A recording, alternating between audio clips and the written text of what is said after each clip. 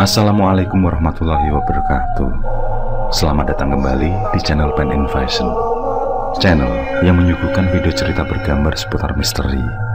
Simak terus video dari kami.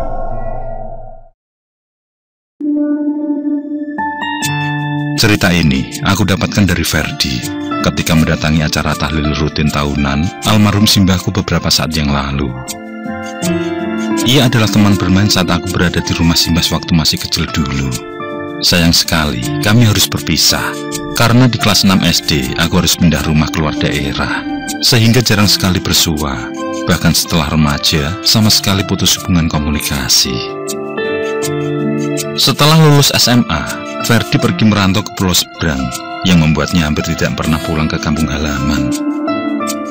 Namun setelah lebih dari 13 tahun, nasib kurang baik menimpanya. Ia diputus kerja saat kasus COVID-19 sedang ganas-ganasnya. Dan beruntung, tabungannya cukup untuk membuka sebuah usaha roti bakar di dekat rumahnya sekarang. Pertemuan kami malam itu mengobati kenangan masa lalu yang cukup mengesankan. Obrolan kami tentu saja ngalor ngidul panjang lebar, bertukar cerita mengenai pengalaman hidup, pekerjaan, dan ujung-ujungnya soal hal gaib. Ferdi mengaku bahwa ketika masih SMP, ia pernah membuat ulah dan membuat satu dusun menjadi gempar. Memang di masa itu anak-anak masih terlalu bebas dalam bermain di luar rumah. Tidak ada pengawasan ketat yang dilakukan oleh orang tua mereka sepanjang tidak melakukan hal buruk. Kejadian waktu itu jenenge bantal mayat, ucap Ferdi sambil melihat sekitar yang sudah sepi. Ferdi mengaku bahwa sudah cukup lama ia memendam cerita ini, karena kisah dari kejadian itu merupakan kelakuan usil dan penasaran masa remajanya. Dan saat malam kian beranjak, ia pun mulai berkisah. Waktu masihlah siang. Seperti biasa, aku dan teman-teman yang baru pulang dari sekolah mengagendakan bermain pati lele setelah berganti baju. Lokasi kami bermain adalah berada di halaman rumah Pak Joko. Di desa, Pak Joko adalah salah satu warga yang memiliki halaman rumah luas. Permainan tradisional pati lele atau bentek adalah permainan anak-anak yang tren di masa itu. Dalam permainan ini, medianya adalah dua buah tongkat. Yang pertama sebagai tongkat pemukul, dan kedua sebagai tongkat yang dipukul. Cara bermainnya adalah membentuk dua kelompok. Setelah itu, melakukan suit untuk menentukan kelompok mana yang lebih dahulu memukul tongkat. Setelah itu, dilanjutkan meletakkan tongkat yang akan dipukul di atas 5 bata yang sudah disusun. Tongkat tersebut dicungkil ke atas, lalu salah satu bagian ujungnya dipukul sehingga tongkat terlempar. Tempat tongkat terlempar diberi tanda dan diukur jaraknya dari bata. Kemudian dilanjutkan oleh kelompok lain. Kelompok yang lemparan tongkatnya paling jauh, maka kelompok itu akan dinyatakan menang. Sebagai sanksi, semua anggota kelompok yang kalah harus lompat 1 kaki dari tempat tongkat terjauh sampai ke tempat memukul. Terkadang pula harus menggendong kelompok yang menang dari jarak tersebut. Saat aku dan keempat temanku, yakni Alif, Aldo, Ega, dan Tio sudah berkumpul dan baru saja hendak memulai permainan dengan kawan lain, tiba-tiba ada sebuah pengumuman dari pengeras suara masjid yang dengan keras memberikan pengumuman bahwa Pak Suraji atau Cak Ji telah meninggal dunia. Jenazah akan dikebumikan setelah sholat asar. Mendengar itu, kompak kami menghentikan permainan dan memutuskan untuk menghadiri pemakaman. Namun bukan di rumah duka, melainkan langsung ke kuburan. Tanpa teman-teman sadari, ada satu niatan usil untuk kulaksanakan ketika di makam nanti. Asar telah selesai. Kami sudah berada di makam ikut menyaksikan pembuatan lobang, termasuk pembuatan gelu atau bantal mayat.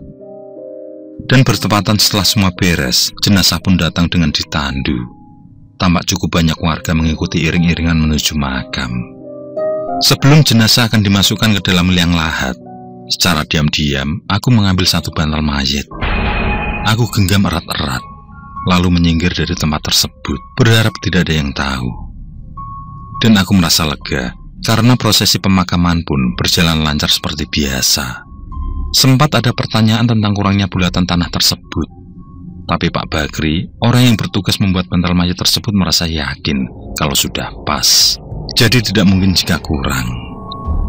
Tanya jawab itu hanya sebentar saja karena warga tahu kalau Pak Bakri tidak pernah terledo dalam mempersiapkan bantal mayat. Sedangkan aku hanya diam setelah menaruh gelut di tempat tersembunyi.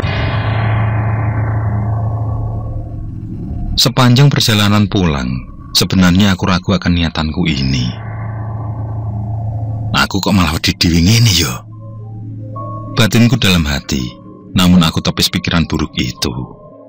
Memang selama ini aku mengikuti sebuah ritual di satu perguruan desa sebelah. Sebagai anak yang menginjak remaja, yakni di usia 15 tahun kala itu, membuatku ingin mengetahui lebih tentang sesuatu. Hingga aku pun merasa penasaran dengan penjelasan guruku tentang segalanya dari sosok mayat. Mulai fungsi dari tali pocong, kain mori, hingga bantal mayat. Dan aku ingin membuktikan tentang keistimewaan bantal mayat yang katanya jika dicuri dari dalam kuburan bisa mengelabui lawan. Dan jika diambil sebelum dimakamkan, bisa mendatangkan uang. Dan rasa penasaran itu akan aku tuntaskan dengan cara yang paling mudah. Sesampai di rumah, kuletakkan bantal mayat tadi di bawah pohon nangka samping rumah. Lalu aku segera mandi, sekalian mencuci baju bekas di kuburan tadi. Saat sedang serius mencuci, aku mencium bau pandan yang lumayan menyengat. Padahal ibu dan ayah tidak pernah menanam tumbuhan pandan di sekitar pekarangan rumah. Aromanya sangat kuat bersarang di hidungku. Nek adus, aja suwe-suwe, Fer. Wes ape surup lho.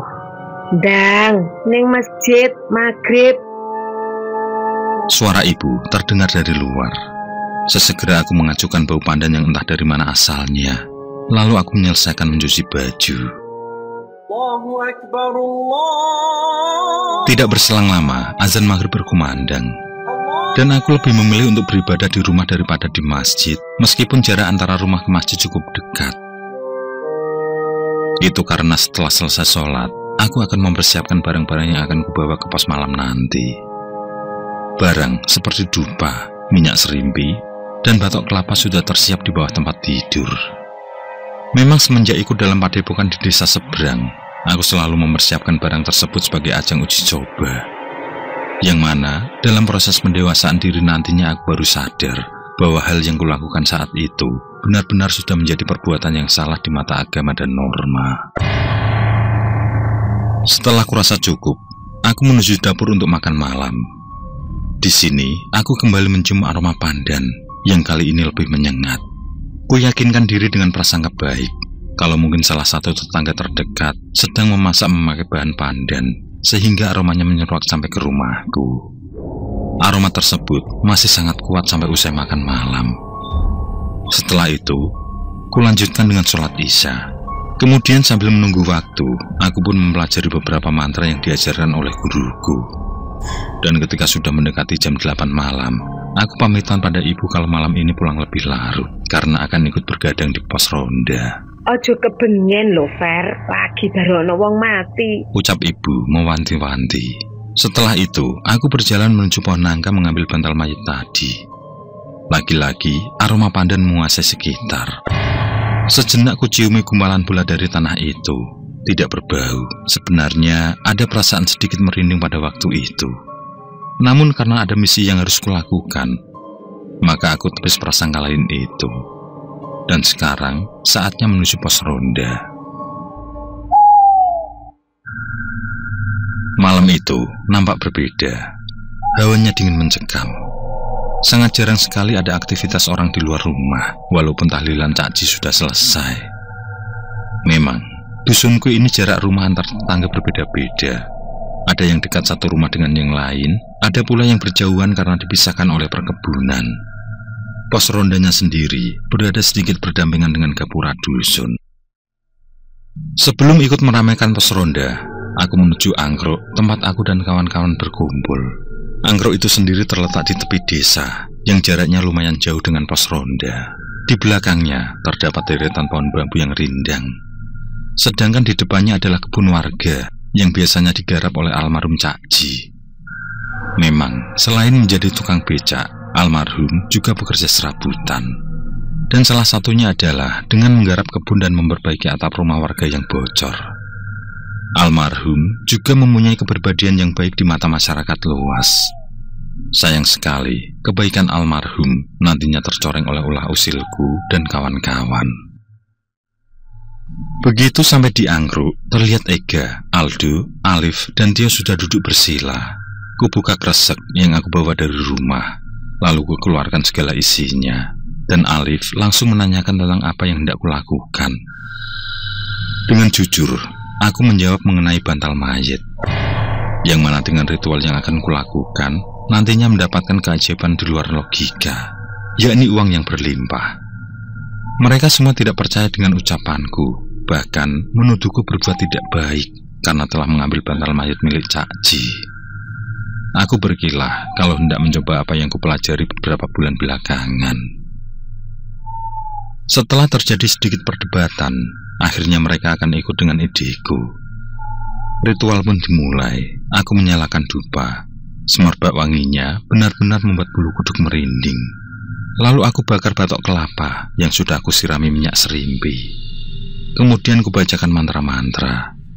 Hening, angin seperti enggan untuk sekedar lewat berhembus, dan jangkrik pun seperti tidak berani bersuara.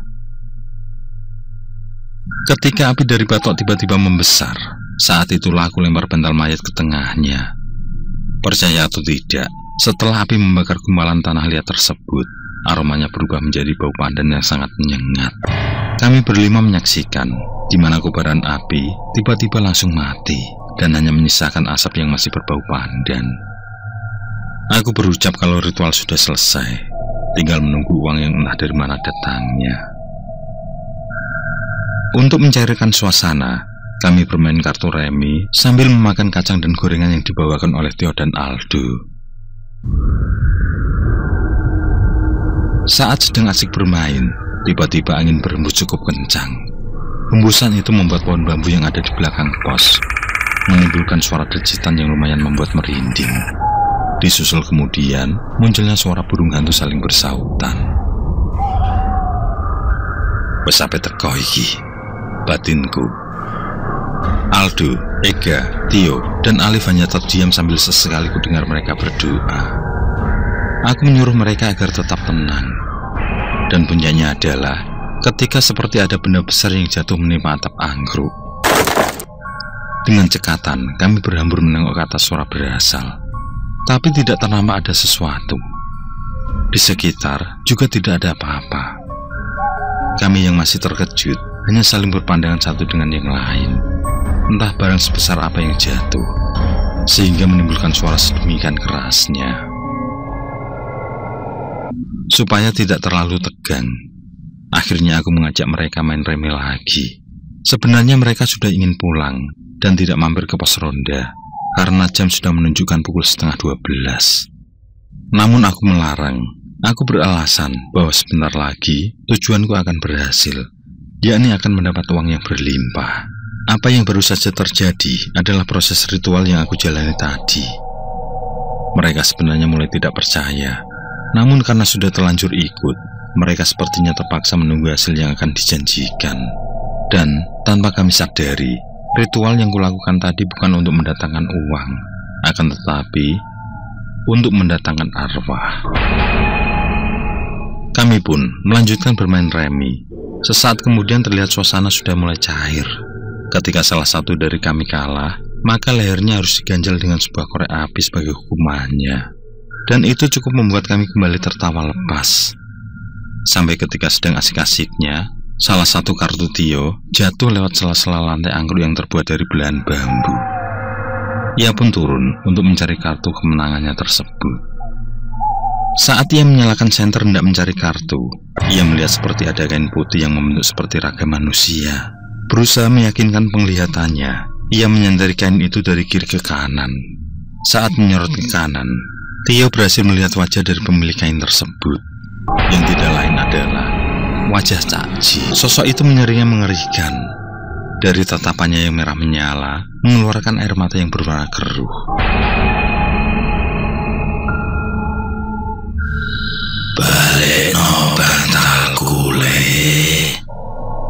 Balekno bantalku, Le. Le, balekno bantalku. Seketika Tio berteriak histeris. Mendengar itu, kami semua yang berada di atas angkruk langsung turun dan memperhatikan ke bawah pos. Dengan keadaan yang sama, kami semua dapat melihat sosok pocong yang menyerupai almarhum Cak Ji. Le, balekno bantalku. Le, balekno bantalku. Tanpa komando, kami semua berteriak histeris dan lari tunggang langgang meninggalkan angkruk. Kami putuskan menyebar pulang ke rumah masing-masing. Setibanya di rumah, aku langsung membasuh kaki dan tangan kemudian masuk menuju kamar ibuku. Tumben kue turun nang kene, Fer. Tanya beliau karena biasanya aku tidur sendiri. Aku menjawab dengan gelengan kepala. Aku yang ketakutan langsung menutupi wajahku dengan bantal. Bayangan wajah dari sosok tersebut sungguh benar-benar di luar dugaanku. Saya sok tak moro ning omahe guru ae. Aku kapok wis ora tak baleni meneh. Gerutuku dalam hati. Sampai dalam keadaan antara takut dan ngantuk itulah akhirnya aku bisa benar-benar tertidur.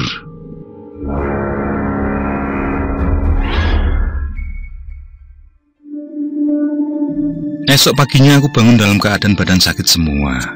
Mungkin ini efek dari ritual tadi malam, begitulah pikirku. Karena saat itu libur semester, jadi aku berniat pergi ke rumah teman-temanku. Setelah sarapan, aku pergi ke rumah Ega. Namun ketika sampai sana, rumahnya masih tutup. Aku belok ke rumah Aldo, ternyata ia sedang mengantar ibunya ke pasar. Lalu aku bertemu dengan Alif. Ia berkata, setelah melihat pocong yang mirip Cak Ji itu, ia tidak bisa tidur semalaman. Bahkan saking takutnya, ia pindah tidur di kamar kakaknya. Aku sendiri sok berani, biar kelihatan lebih jago dari mereka. Padahal hasilnya juga sama saja. Kami pun menuju rumah Tio. Sesampai di sana, ibunya bercerita bahwa Tio sedang demam tinggi. Lalu mengigau memanggil nama Cak Ji dan berteriak-teriak kalau ada pocong. Sabenere, kowe wingi iki do ngopo ning kuburane Cak Ji? Tanya ibu Tio penasaran. Aku dan Alif saling pandang agar tidak terkena omelan ibunya Tio. Aku pun menjawab bahwa kemarin hanya ikuti pemakaman saja. Tapi semalam saat di pos ronda, Tio melihat sosok pocong yang wajahnya mirip almarhum Cak Ji. Tio melihat sosok tersebut berada di bawah pos. Alif pun mengiyakan ceritaku.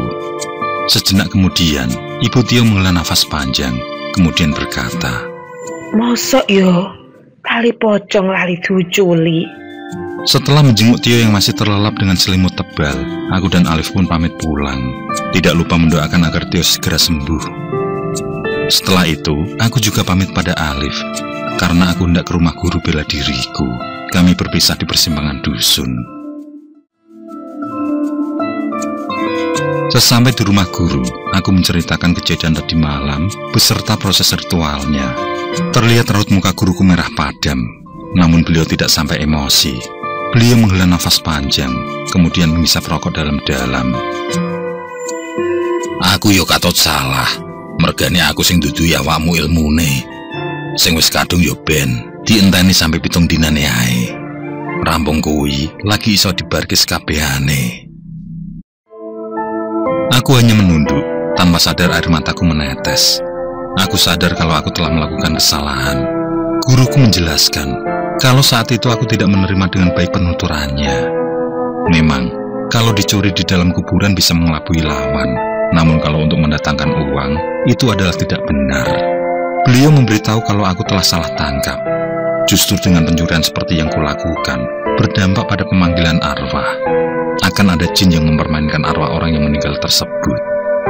Menurut guru, geluh atau bantal mayat adalah sesuatu yang penting bagi orang meninggal, yang mana wajib memiringkan jenazah ke sebelah kanan dan menghadapkannya ke arah kiblat. Sekiranya jenazah tidak dihadapkan ke arah kiblat dan telah diuruk tanah, maka liang kubur wajib digali kembali demi menghadapkan jenazahnya ke arah kiblat bila diperkirakan belum berubah.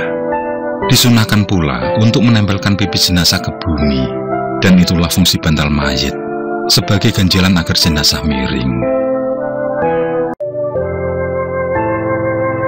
Saiki mulai ya, kandhaono keluargamu karo kancamu. Aja nganti metu omah sakwise jam 09.00 bengi.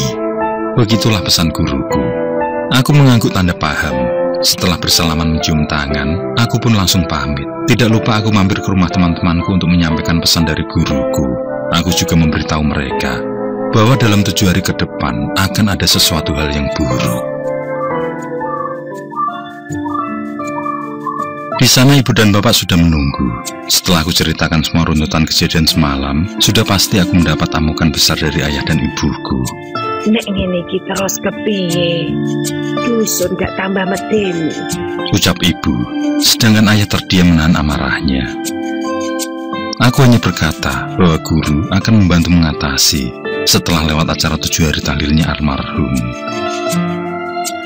Rampungno apa sing wis mbok mulai? Nek kabeh wis balik apik, metu saka perguruan iku. Ucap ayah dengan matanya masih memerah. Aku mengangguk. Memang kuakui kalau apa yang kulakukan sudah kelewat batas, dan kejadian ini juga benar-benar mengubah hidupku. Siang berganti sore, sore berganti malam, hingga tiba saatnya acara tahlil di rumah almarhum Cak Ji. Aku ikut sebagai salah satu cara untuk penembusan dosaku, karena sudah berbuat tidak benar. Di sana juga ada ayah dari Ega, Aldo, Tio, dan Alif. Mata mereka menatap tajam ke arahku. Mungkin mereka sudah tahu cerita yang sebenarnya. Sepanjang tahlil aku banyak menunduk, karena terus-menerus dilihat oleh ayah dari teman-temanku itu. Setelah tahlil usai, aku langsung pamit pulang duluan. Tidak lupa pula aku ajak bapakku. Setelah sampai rumah, aku menceritakan pesan guruku pada bapak, bahwa jangan sampai ada yang keluar rumah di atas jam 9 malam. Hal itu harus dilakukan sampai 7 harinya Cak Ji, karena akan ada gangguan yang menyeramkan. Mula-mula bapak tidak percaya, namun cerita yang berkembang di keesokan harinya merubah suasana dusunku dalam sekejap. 2 korban pertama adalah seorang pedagang tahu dan seorang warga yang jaga ronda. Di dusunku memang ada penjual sate dan tahu yang kadang lewat pada malam hari. Jamnya pun tidak menentu, kadang jam 8, 9, bahkan pernah sampai jam 11 malam. Waktu itu sudah jam 10 malam, penjual tahu mendorong gerobaknya sampai memukulkan sendok ke wadah kerupuk yang terbuat dari seng. Saat melewati pertigaan ujung dusun, ia diberhentikan oleh seorang lelaki parubaya yang duduk sendirian di sisi jalan. Kemudian orang tersebut pesan 2 porsi. Selesai dibuatkan dan dihidangkan, orang itu pun makan dengan pelan-pelan. Sambil menunggu selesai makan, pedagang itu pun memeriksa kompornya. Setelah selesai dan akan menutup kompornya, orang yang membeli tadi berucap, "Pak, sampun." Ketika si penjual berdiri, tampak si pembeli berubah menjadi sosok pocong. Di dekat pocong itu ada 2 piring yang sudah bersih, dengan 2 lembar uang 5 ribuan di atasnya. Tanpa mengindahkan piring tersebut, dengan mata terpejam saking ngerinya, si pedagang mendorong gerobaknya sambil berucap, Mpun, ya torone sampean beto mawon." Barulah ia berlari sambil mendorong gerobaknya. Sedangkan teror selanjutnya di malam yang sama ditemui oleh Mas Kes. Sebenarnya ia dapat giliran jaga ronda bersama dengan ayah Tio. Namun karena ayahnya Tio sudah aku beritahu pesan dari guruku, maka beliau memang sengaja tidak keluar rumah. Apesnya, Mas Kes tidak diberitahu oleh ayah Tio, sehingga ia dengan santainya berjalan ke arah pos ronda. Mas Kes sendiri sedari awal sudah curiga dengan keadaan dusun yang tidak seperti biasanya. Tampak sepi dan mencekam, padahal malam itu masih jam setengah 10 malam, di mana belum terlalu larut untuk keadaan seperti itu. Sambil bersantai merokok di pos ronda, tiba-tiba ia mencium semerbak bau pandan yang menyengat. Memang, di kebun depan pos terdapat tanaman pandan. Namun tentu baunya tidak sampai menyengat seperti saat itu. Mas Kes pun mulai merasa aneh. Ditambah lagi ayahnya Tio tidak kunjung datang. Dalam kegelisahannya, ia dikejutkan dengan suara benda jatuh dari atas pos ronda. Segera, Mas Kes bangkit, lalu melihat dan mencari barang sebesar apakah yang jatuh itu. Sampai ketika ia memeriksa di bawah pos, ia melihat sosok yang sama persis dengan yang Tio lihat kemarin malam, yaitu sosok pocong Cak Ji, dengan seringnya senyumnya dan air mata yang keruh. Kes, bantalku ndi, Kes? Kes. Ucap sosok tersebut, Mas Kes pun seketika pingsan. Saat tersadar, hari sudah pagi dan ia berada di rumah Pak Joko, orang yang rumahnya dekat dengan pos ronda. Setelah Maskis bercerita pada Pak Joko dan juga istrinya, maka gemparlah dusun. Berita mengenai sosok pocong yang mirip almarhum Cak Ji menyebar di mana-mana, bahkan sampai ke dusun sebelah. Yang lebih apes lagi adalah sosok tersebut sudah mulai mengetuk-ngetuk pintu rumah warga.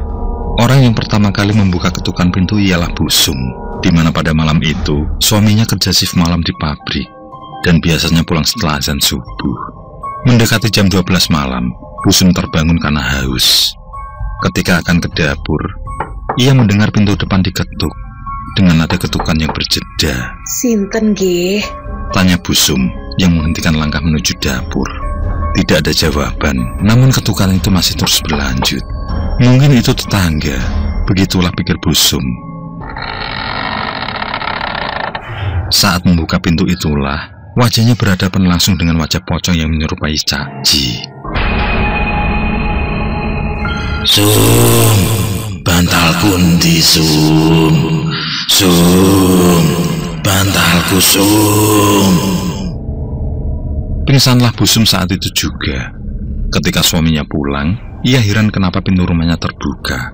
Dan ketika didekati, ia terkejut melihat istrinya tidur di depan pintu rumah. Saat berusaha untuk disadarkan, Busum terbangun dan menjerit dengan keras, serta memeluk suaminya erat-erat. Setelah diberi air minum dan sedikit agak tenang, barulah Busum bercerita bahwa ia melihat sosok pocong yang wajahnya mirip almarhum Cak Ji.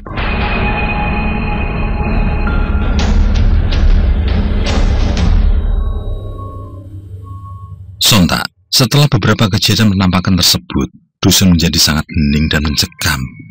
Terutama setiap kali usai diadakan tahlil di rumah almarhum Cak Ji.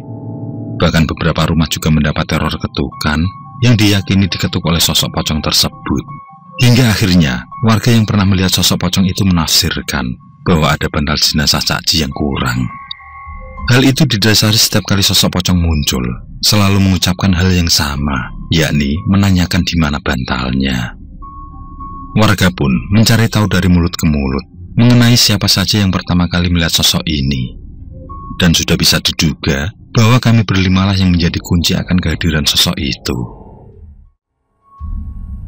Dan atas petunjuk dari 4 temanku, akhirnya Pak Kadus datang ke rumah.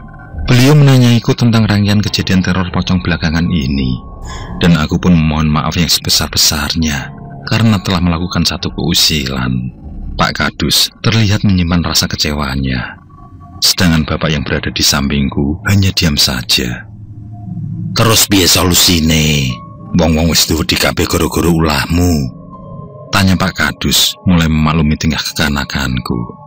Aku pun memberitahu kalau harus menunggu sampai 7 harinya almarhum Cak Ji, barulah nanti aku dan guru bela diriku yang akan menyelesaikan masalah tersebut. Hari berlalu, teror pocong yang menyerupai sosok Cak Ji pun kian meresahkan. Isu terbaru saat itu mengatakan bahwa sosok tersebut pulang ke rumah almarhum dan menampakkan wujudnya di depan istri serta anaknya sambil menangis, serta meminta bantalnya dikembalikan. Aku sendiri tidak berani ikut tahlilan semenjak Pak Kadus memarahiku. Namun aku tetap mendoakan dan minta maaf kepada almarhum meski dari rumah. Seperti malam-malam kemarin, malam itu setelah tahlilan, suasana dusun menjadi sangat sepi. Aku sendiri sedang berada di kamar, dan entah kenapa belum juga merasa mengantuk. Memang, aku sudah kembali tidur sendiri di kamar, meski ada rasa takut.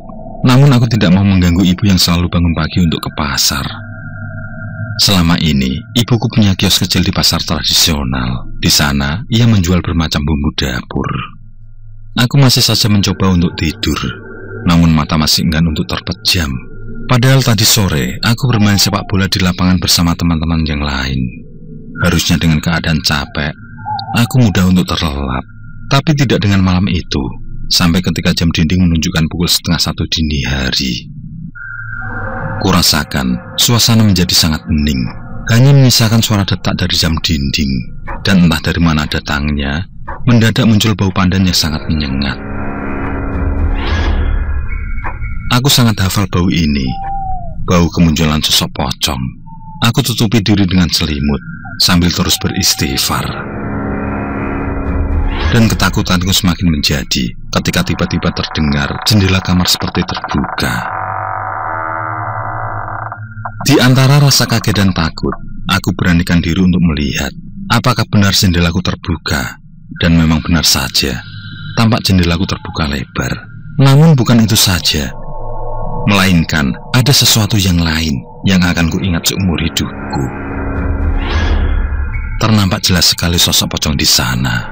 Sosok itu berdiri tegak dengan kainnya kotor kumal, wajahnya hitam, sorot matanya memerah seakan ada rasa amarah yang sangat besar terhadapku. Sedangkan baunya menyeruak aroma pandan yang kadang diselingi aroma bangkai. "Balekno bantalku, balekno bantalku," ujar sosok itu dengan nada kasar dan serak. Aku langsung menyahut dengan mata terpejam. Kalau seusai tahlil 7 hari, aku akan mengembalikannya. Setelah berucap begitu, terdengar jendela seperti ditutup dalam keadaan dibanting. Aku pun menangis gemetaran. Yang kemudian bapak dan ibu datang masuk ke dalam kamar. Setelah menenangkanku, bapak bercerita kalau sedari tadi ia juga merasakan hawa yang tidak enak. Kemudian beliau pergi untuk sholat tahajud. Di sela-sela sholat malam itulah bapak mencium bau pandan yang sangat menyengat. Teringat bahwa itu adalah suatu pertanda, segera bapak pergi ke kamarku. Namun ketika sampai di pintu kamar, bapak tidak bisa membukanya. Bahkan bapak sampai menggedor pintu kamar yang membuat ibu terbangun. Padahal pintu kamarku tidak dalam keadaan terkunci. Anehnya lagi, sama sekali aku tidak mendengar jika pintu digedor. Bapak kemudian berdoa, dan barulah pintu kamar bisa dibuka. Mungkin karena bantuan dari doa bapaklah, sosok itu kemudian menghilang. Akhirnya, dengan ditemani bapak, aku pun bisa tidur dengan tenang di malam itu. Tibalah malam yang dinanti. Seusai tahlilan malam ke-7, guruku menemui beberapa tetua dusun. Beliau memberitahu bahwa akan melakukan ritual, dan itu hanya bisa dilaksanakan denganku saja. Sedangkan semua warga disuruh ikut berdoa dari rumah masing-masing. Dan pesan guruku itu pun dilaksanakan oleh warga. Aku yang sudah bersiap mental langsung diajak guruku menuju angkruk, yakni tempat di mana aku membakar bantal mayat.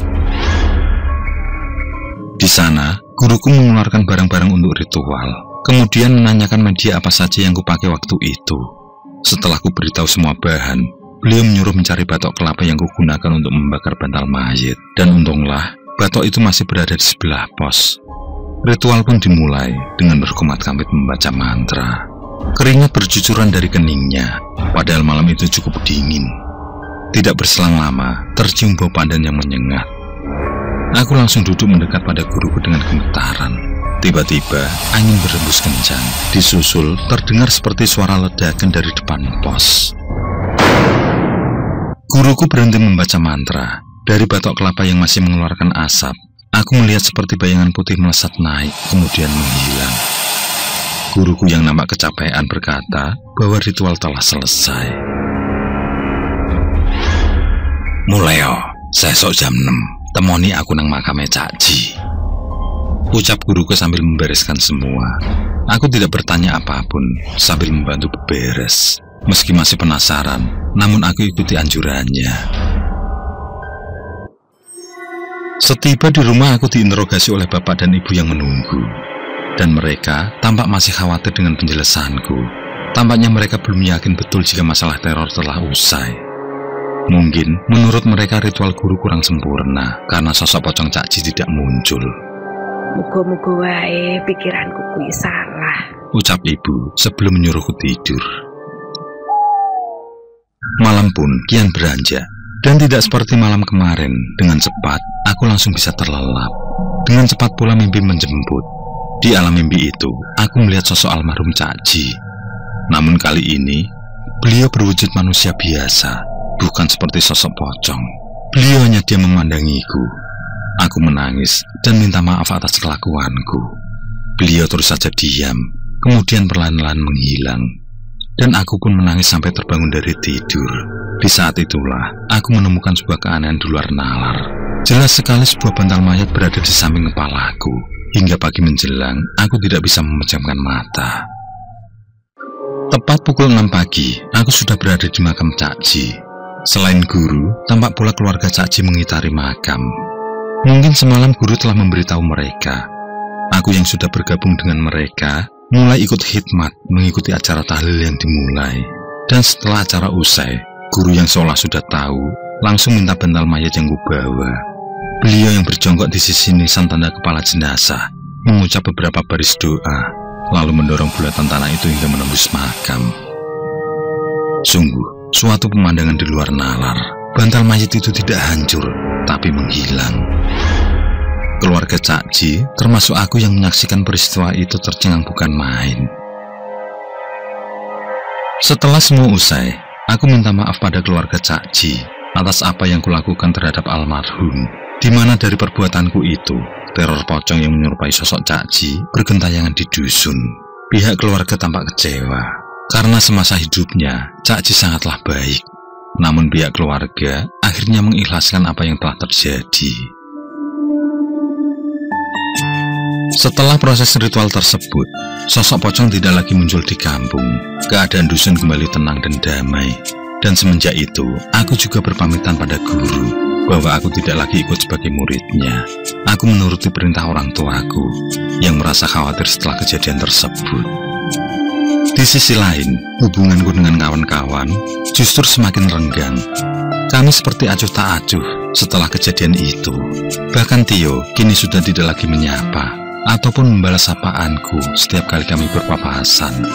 Mungkin orang tua mereka ikut campur ketika tahu sifat bandelku. Bahkan setelah pergi bekerja merantau keluar pulau, dalam lamunanku terkadang merindukan sosok kawan-kawanku. Hingga akhirnya, aku kembali ke dusun.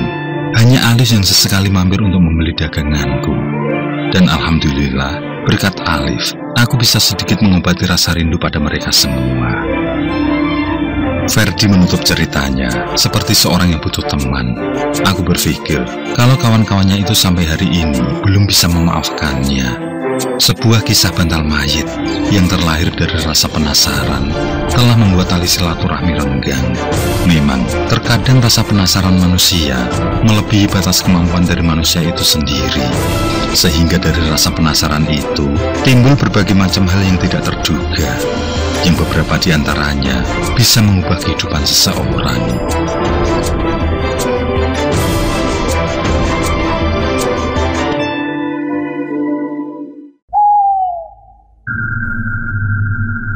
Oke, terima kasih.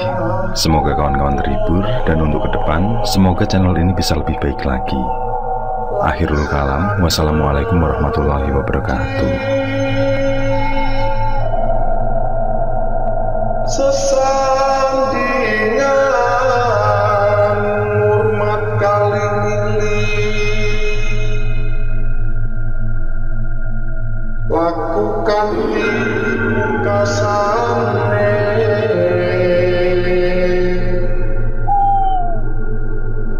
Andapkan